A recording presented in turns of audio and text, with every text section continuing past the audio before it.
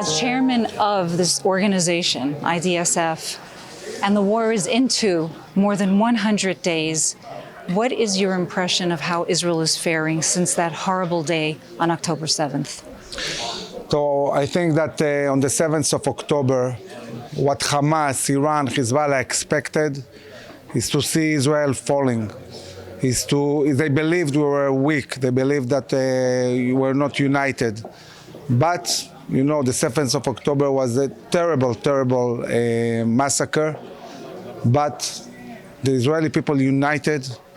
The government set very, very clear goals for the war. And we mobilized hundreds of thousands of reservists who didn't even need to get the phone call. They simply came. Each unit in the IDF, we had more than 150% people appearing for a fight. We couldn't even equip so many people. And united, we went to war. And I must tell you, talking to the commanders and warriors on the ground, Israel is winning, destroying Hamas in every encounter. The IDF has the upper hand, and they are moving. It's a very complex kind of warfare, above ground and also underground. The IDF in the last 3 months really developed techniques how to fight inside the tunnels. There are hundreds of kilometers of tunnels. It's a whole city underground. And this is complicated, and also we want to do it in a way that the soldiers are safe. There are booby traps, there are improvised explosive devices, there are terrorists underground. But we're going in and we're destroying them and we're moving forward step by step. Israel has gained completely control of the northern part of Gaza. This was probably the strongest stronghold of Hamas, and we managed to destroy Hamas there completely. Talking about governmental and military capabilities. There are still terrorists, you know, spread around, but they're not functioning as an army. And now we're concentrating on the city of Khan Yunis in the south of Gaza. We have 7 brigades attacking simultaneously this major stronghold of Hamas. We believe that the leadership of Hamas and the hostages are in this city. And the brigades are closing every day more and more, killing hundreds of terrorists every day. And I would assume that in the coming weeks, we'll really see this brigade destroyed by the IDF. And hopefully, we'll reach our hostages and the leadership of Hamas, and this can be a game changer.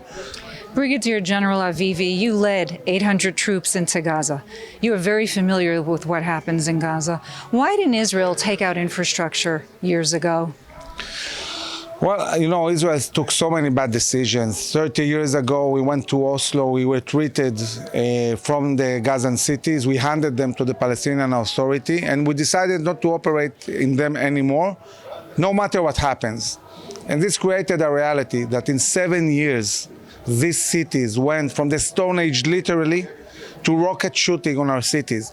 They built from scratch military capabilities, and this is only by us not operating and foiling this terror infrastructure. Later on, when things got really tough in 2004-05, instead of saying, okay, this failed completely, let's take over the Gaza Strip, Prime Minister Sharon decided to make things even worse. He retreated completely from Gaza, connected Gaza to Egypt, and this terrible situation exponentially grew. And basically, we completely lost control of the Gaza Strip. They had the ability to build endlessly their capabilities. And then, in this reality, the decision to go in and fight, it's a huge war, like you are experiencing now. It's not an easy decision to make.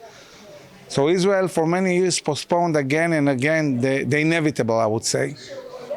And now we're paying the price, because we should have been proactive. My organization 2 years ago said to the government, we are going to war. It's imminent.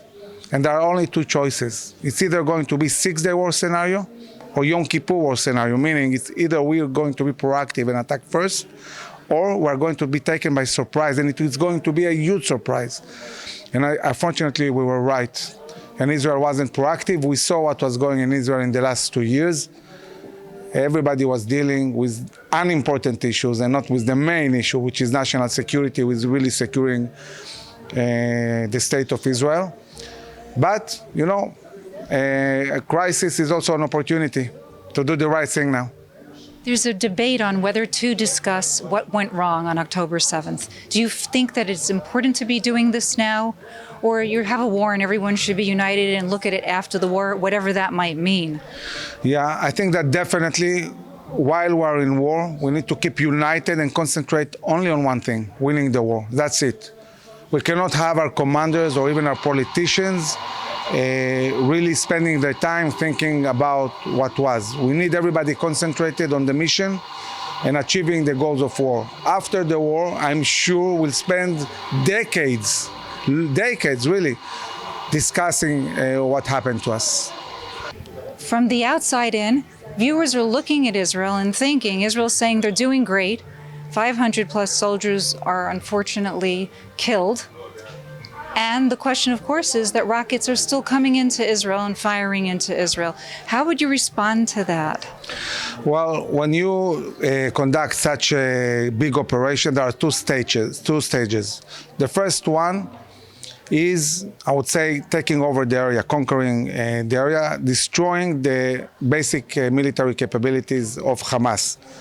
But we have to understand that after this stage, there will still be many terrorists scattered in many different places, and it can take a year or two or even more to really dismantle all this huge infrastructure. It's a long process. It's not a short war, and maybe it will never end. I mean, we'll need to have two things. One, a full control of the Egyptian border. We cannot have endless flow of weapons into Gaza. We need to control this border, and we need full freedom of operation everywhere in Gaza from now and pretty much forever, in order to keep all the time terror under a very low level, and we can achieve the point when there will be no rockets at all. How do I know? Because we have been doing that for decades in Judea and Samaria, in the West Bank. Same Palestinians, same intentions, yet because we keep freedom of operation in this area, we manage to make sure that there will be no rockets. We need to really achieve this goal also in Gaza. Can you manage to have several goals of war, meaning getting rid of the infrastructure, getting rid of the terrorists, and of course trying to save the hostages that remain? I think that there is a deep connection between destroying Hamas and bringing the hostages. They're all in Gaza. So the way to bring them is take control of Gaza and destroy the enemies. So there might be a point where Hamas, before destruction, will say, wait, stop. We want a deal. We want to get some days like they did before, like a week ceasefire or 2 week ceasefire or maybe more, and we'll hand you hostages. That might happen.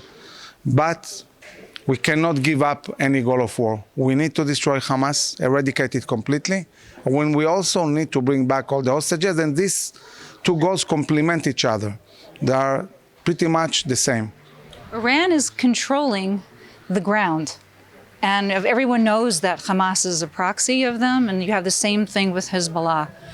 Is it even feasible that some of the hostages have made their way out and that they were taken to other countries? Might be. We don't know. We don't have any intelligence that says that it happened, but they might try, and this is why Israel needs to take control of the Egyptian border as soon as possible. Every day that we don't take control of Rafah is a day that might bring us to this stage. And talking about Iran, it's clear that what Israel is experiencing is not just a local war. This is a global war. This is a Russian, Chinese, Iranian front challenging the West. And America must view this as a global war and build a coalition in the Middle East that will counter this front that has emerged. An American-Israeli Sunni coalition, possibly also with elements from NATO. And we need to be strong. We need to be willing to pose a credible military threat on Iran. Iran is the source of everything, and we need to deal with Iran. The United States, and particularly President Biden, was full force behind Israel in the beginning of the war. Elections are coming up. Things are changing. You're not seeing that same support Israel no matter what. It's not happening. I ask you, again, Brigadier General Avivi, there was just an amendment that's up on the Hill, and 49 out of 51 Democrats said that they would propose that there would be negotiation towards a two-state solution. It shows that there's a shift on the Hill in terms of what's going to happen the day after. How do you view this? Is there a disconnect? Well, I think because this is going to be such a long war, I think that the day after will be long after the elections in the US.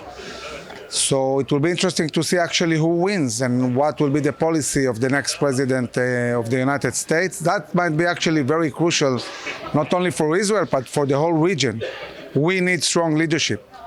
We need a resolute American president that understands the threats and understands that we must deal with Iran. Iran is the source of everything that is going around, and we need to be strong and be willing to deal militarily with Iran. Can Israel go it alone if they're not going to get the munitions needed from the United States? Well, I think that, looking at the long term and talking about Israel's national security needs, we'll always need America in the UN, in the Security Council, to veto bad decisions for Israel. But when it comes to munitions, things like that, I believe that Israeli industries must be built in a way that we can supply ourselves and we're not dependent on anybody. The Jewish people need to be able to defend themselves by themselves. We cannot put our future in the hands of anybody, and we never know who will be the president, what will be the politics. We must make sure that we are strong enough to really, at least in the main things we need, be able to produce them in Israel. There are incursions every night into the West Bank. You see that there's a problem not just in Gaza, but also in the West Bank, as well as everyone is concerned about a larger war with Lebanon. What's going to happen?